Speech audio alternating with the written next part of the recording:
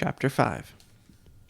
The expression following suit is a curious one, because it has nothing to do with walking behind a matching set of clothing. If you follow suit, it means you do the same thing someone else has just done. If all your friends decide to jump off a bridge into the icy waters of an ocean, or river for instance, and you jumped in right after them, you would be following suit. You can see why following suit can be a dangerous thing to do, because you could end up drowning simply because somebody else thought of it first.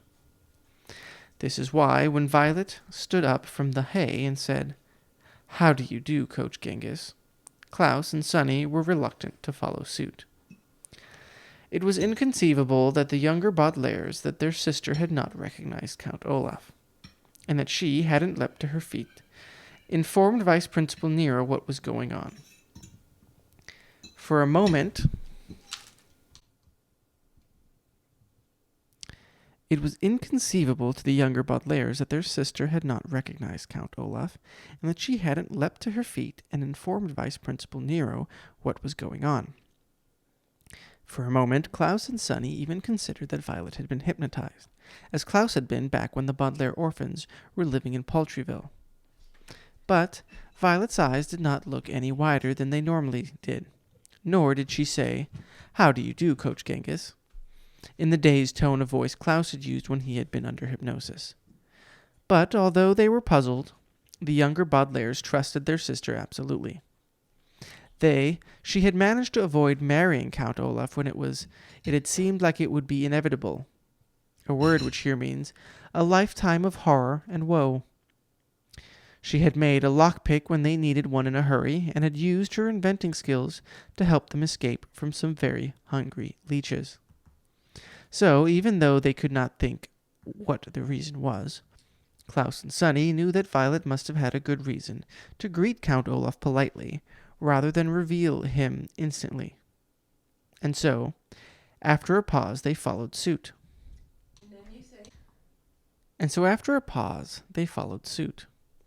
"How do you do, Coach Genghis?" Klaus said. "Gefidio," Sonny shrieked. "It's a pleasure to meet you, Coach Genghis," said, and smirked. The Baudelaires could tell he thought he had fooled them completely, and was very pleased with himself. "What do you think, Coach Genghis?" Vice Principal Nero asked. "Do any of these orphans have the legs you've been looking for?" Coach Genghis scratched his turban and looked down at the children as if they were an all-you-can-eat salad bar instead of 5 orphans. "Oh, yes," he said in a wheezy voice. The Baudelaires still heard in their nightmares. With his bony hands, he pointed first at Violet, then at Klaus, and lastly at Sonny. "These 3 children here are just what I'm looking for, all right. I have no use for these twins, however." "Neither do I," Nero said, not bothering to point out that the Quagmires were triplets. He then looked at his watch. "Well, it's time for my concert. Follow me to the auditorium, all of you, unless you are in the mood to buy me a bag of candy." The Baudelaire orphans hoped never to buy their vice principal a gift of any sort, let alone a bag of candy, which the children loved and hadn't eaten in a very long time. So they followed Nero out of the orphan's shack and across the lawn to the auditorium.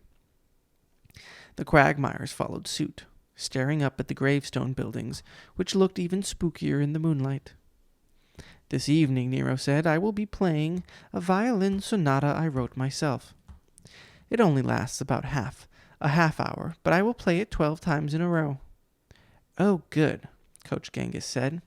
"If I may say so, Vice Principal Nero, I am an enormous fan of your music.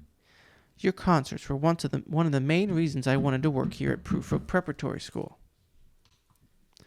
"Well, it's good to hear that," Nero said.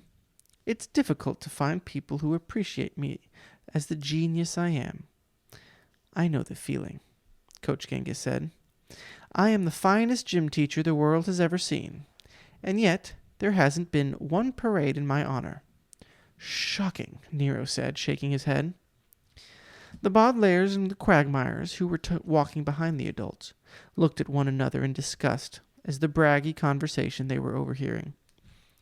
But they didn't dare speak to one another until they arrived in the auditorium. taking seats as far away as possible from Carmelita Spats and her loathsome friends. There is one and only one advantage to somebody who cannot play the violin, insisting on doing so anyway. And the advantage is that they often play so loudly that they cannot hear if the audience is having a conversation. It is extremely rude, of course, for an audience to talk during a concert performance. But when the performance is a wretched one and lasts 6 hours, such rudeness can be forgiven. So it was that evening, for after introducing himself with a brief, braggy speech, Vice Principal Nero stood on the stage of the auditorium and began playing his sonata for the first time. When you listen to a piece of classical music, it is often amusing to try and guess what inspired the composer to write those particular notes. Sometimes a composer will be inspired by nature and will write a symphony imitating the sounds of birds and trees. Other times, a composer will be inspired by the city and will write a concerto imitating the sounds of traffic and sidewalks. In the case of this sonata, Nero had apparently been inspired by someone beating up a cat, because the music was loud and screechy and made it quite easy to talk during the performance. As Nero sawed away at his violin, the students of Prufrock Preparatory School began to talk amongst themselves. The Baudelaires even noticed Mr. Remora and Mrs. Bass, who was supposed to be figuring out which students owed Nero bags of candy, giggling and sharing a banana in the back row. Only Coach Genghis, who was sitting in the center of the very front row, seemed to be paying any attention to the music. "Our new gym teacher looks creepy," Isadora said. "That's for sure," Duncan agreed. "It's that sneaky look in his eye." "That sneaky look," Violet said, taking a sneaky look herself to make sure Coach Genghis wasn't listening, "is because he's not really Coach Genghis. He's not really any coach. He's Count Olaf in disguise." "I knew you recognized him," Klaus said. "Count Olaf," Duncan said. "How awful. How did he follow you here?" "Stawak," Sunny said glumly. "My sister means something like, 'He follows us everywhere,'" Violet explained. "And she's right.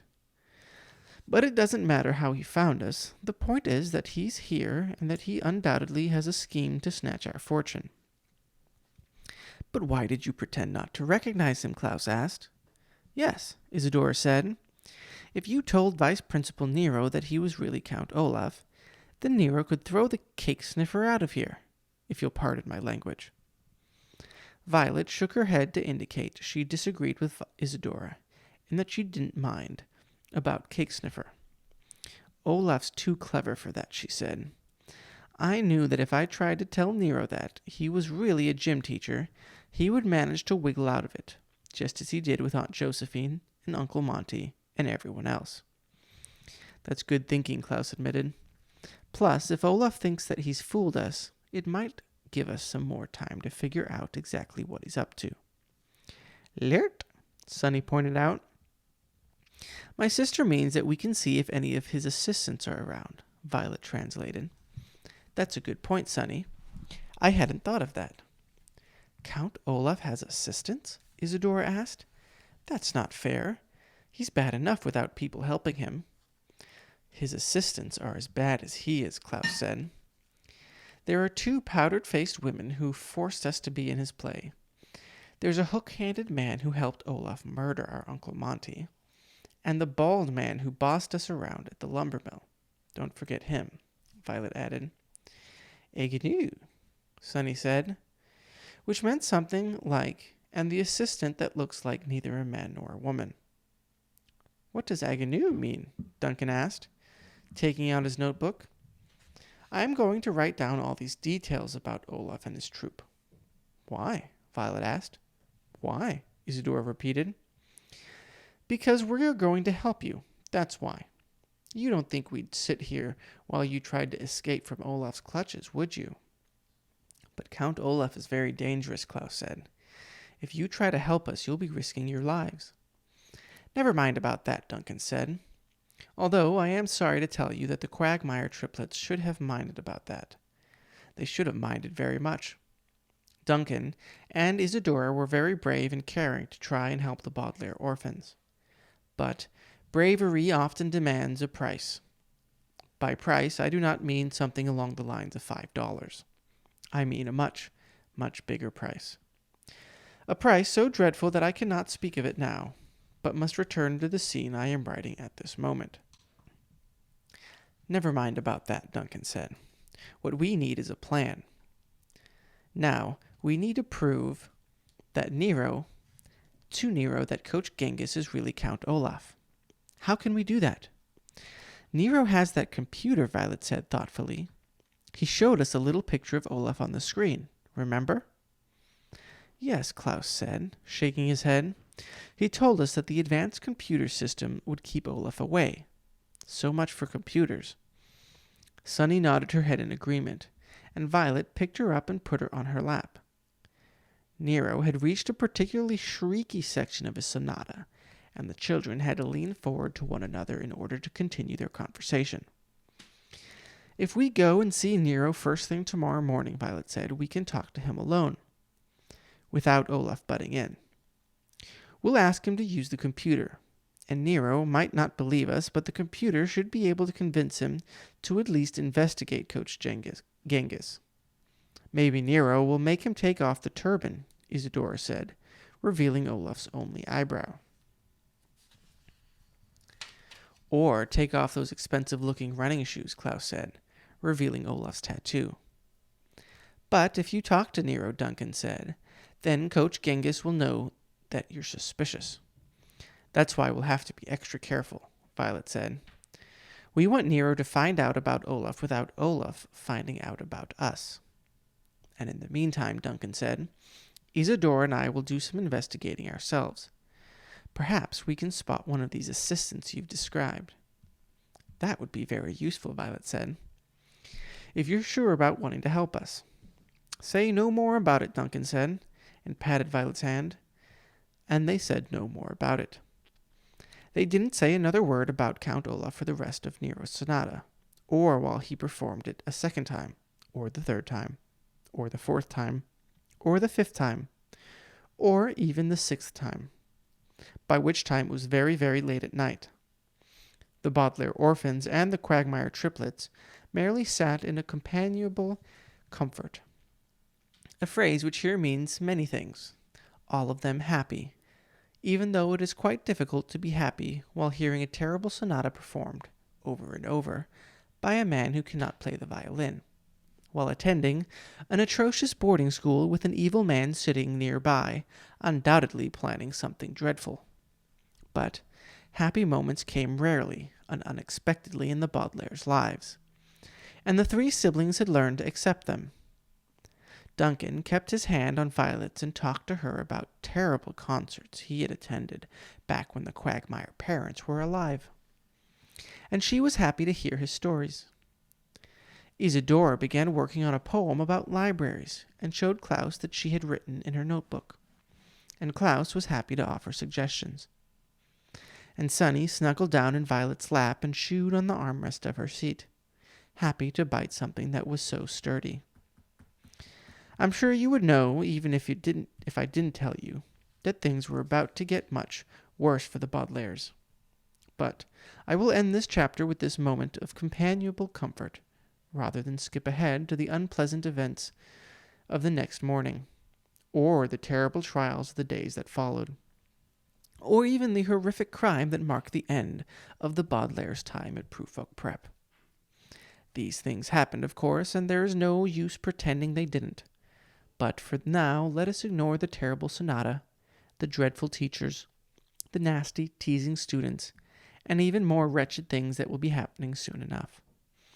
Let us enjoy this brief moment of comfort as the Baudelaires enjoyed it in the company of the Quagmire triplets, and in Sunny's case, an armrest. Let us enjoy at the end of this chapter the last happy moment any of these children would have for a long, long time.